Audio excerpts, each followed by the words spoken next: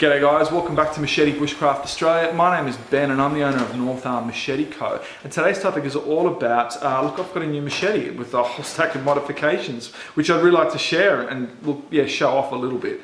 Another thing I've actually done is I've posted up a few links into some Australian forums on Facebook, Bushcraft forums and blacksmithing forums. Look, it's a shameless promotion. Look, I'd really love some more subscribers, particularly from some Aussies. But look, I've got a lot of other videos based around bushcraft in Australia. A lot of it is around machetes. Look, have a look around. If you like the information, please subscribe. A thumbs up is great. Share the information as well. That would be fantastic. But yes, it is shameless self-promotion. First and foremost, one thing, the first of the 6 modifications I want to talk about is the handle, and it's going to be the most appropriate to anyone using a machete as a crafting tool. And basically what it is, it's called a handle and a half. It's just an extra weight down the back of the handle. It has its advantages as a crafting tool because when you're actually carving with machetes, and look, I do spend a lot of time actually carving and crafting with a machete, is that machetes are a tip heavy tool and there's nothing you can do to get around that except you can put a little bit more weight behind your hand. And what that means is that you're actually spending less energy trying to keep that tip up while you're carving. So that's the reason why I go for, that's the reason why I really want to test this concept of a handle and a half.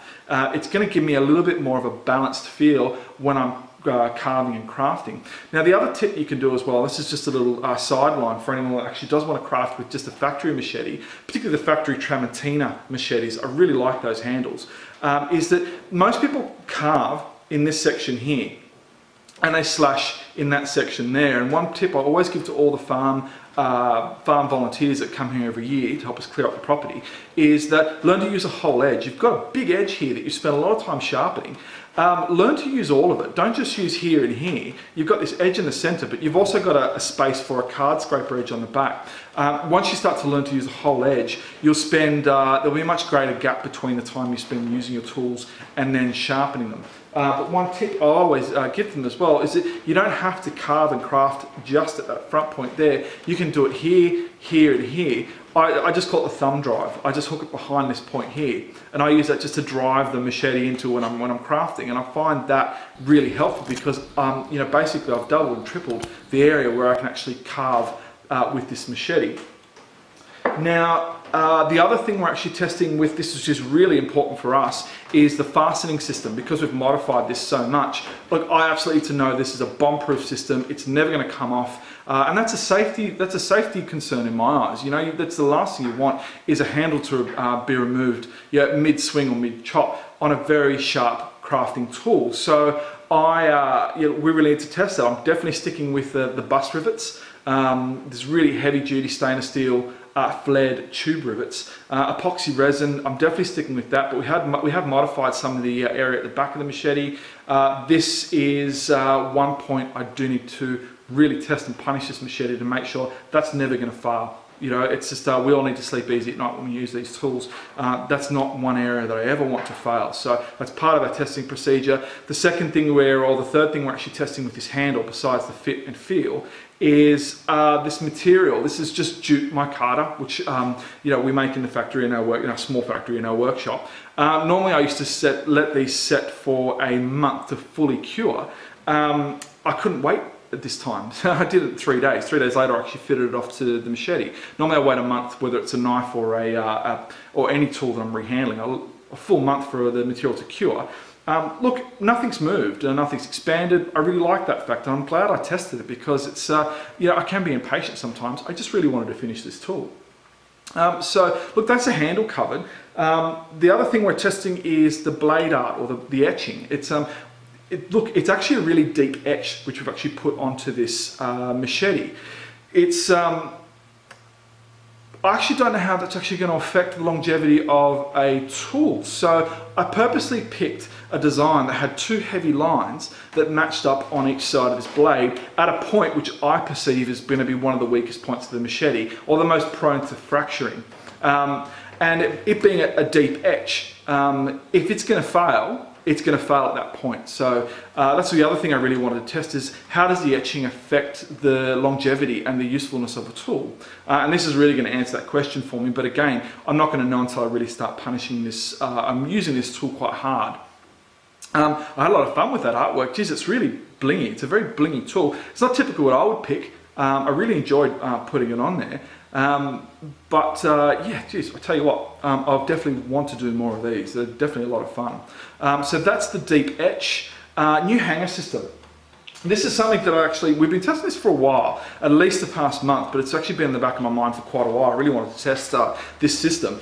I wanted to move away from the fully molded PVC sheath that attaches directly to this D-link for a few reasons, but one of them is actually just for ease of manufacturing. And I tell you what, I really like this system. It's basically a molded piece of ABS plastic, which has its advantages of actually being much stronger than the PVC itself. But it's actually the fastening system that's most interesting because I have to drill right through the sheath, rivets get dropped into the sheath and they get fastened through the back. And I wanted to make sure that was a really good system. I'm very happy with that. I know this is actually going to be a much stronger and more durable sheath system now.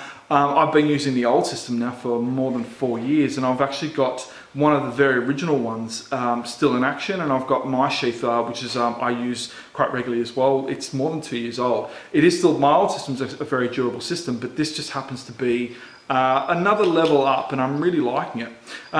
The other thing that was actually really important as well is that, I mean, you guys asked for it and we listened, is you actually guys wanted a lot more flexibility in the hanger.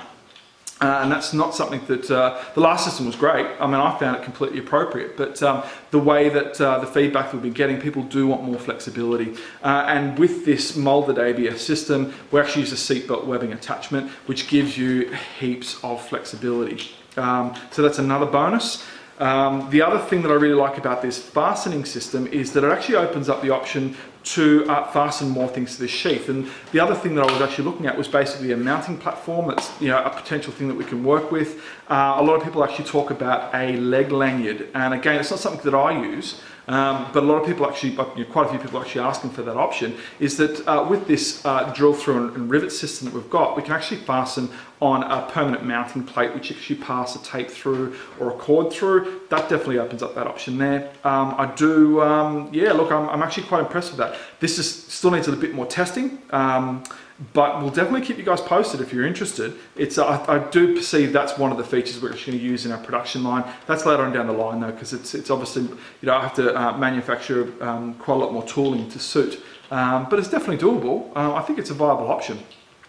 The next thing is sheath art. Yeah, geez, look, you know, that again is a lot of fun. Very sexy option. Yeah, I don't think I'll actually be doing too much of that. It's doing stencil work on the machete is easy because it's basically I put the whole stencil on, I pick out the waste. You know, I'm not really going to scratch the machete, and if I do scratch it, that area gets etched. But when you're actually doing a stencil on paintwork, yeah, geez, I can't scratch. You're not supposed to scratch the paint underneath, and it was an absolute mission not to, and I only nicked it at one point out of every one of those little tiny places. I actually only scratched the sheath once. I don't know if I'm going to be doing that too much more, otherwise I have to come up with another method that's a bit faster. Do like it though, it definitely adds another dimension. The other thing that we have as well is the new colour. You guys wanted a darker colour, here it is. That's the new olive drab. On all my personal sheets, I don't put a matting agent in the paint, so this will actually look just slightly darker than what we'll actually have on some of the other products. I do really like this colour, so that's the new olive drab.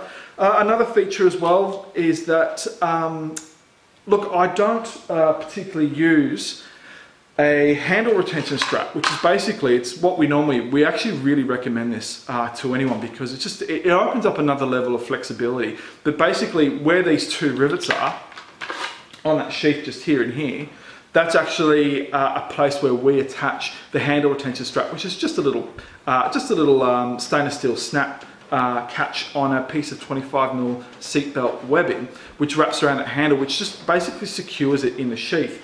I do recommend a lot of people to go that option, partly because if you're not using it, you don't want to use it, you can clip it behind the sheath anyway. We made sure it actually fit and clipped out of the way. I don't like, it's a personal pet peeve with my tools, I don't like to undo catches.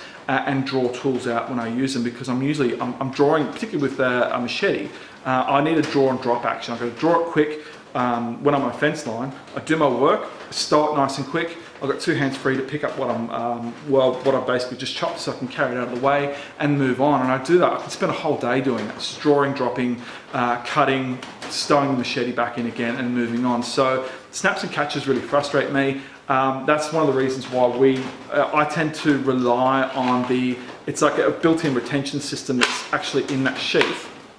Basically, it's a dimple at the base of it. Now, this will actually hold a machete inverted, and we never ever recommend anyone to do this, particularly because when you've got oil on the blade, it does lessen that retention system. But also when you're on the move, I mean, you know, like it eventually will make its way out. I personally don't use that system because I'm not climbing and I'm quite careful on my feet. So if I'm tripping, to me, it's not really an issue. But definitely we do recommend always, you know, if you're going to order something like that, order something with a handle retention strap, because it's just going to give you that extra level of security that when you're on the move. Because the last thing you want is a machete that is unsecured or uncontrolled, particularly really sharp one. I mean, our machetes, we use these extremely sharp. We use this every bit as sharp as a proper crafting knife. And so I want to make sure that, you know, it's actually, I need to be safe. And the people that I hand these to on our farm need to be safe. I need to know that they're safe as well. So that's a really important feature. So I think that might be it for like the show and tell and the show off. Yeah, look, it is a bit of a show off. I can't help myself.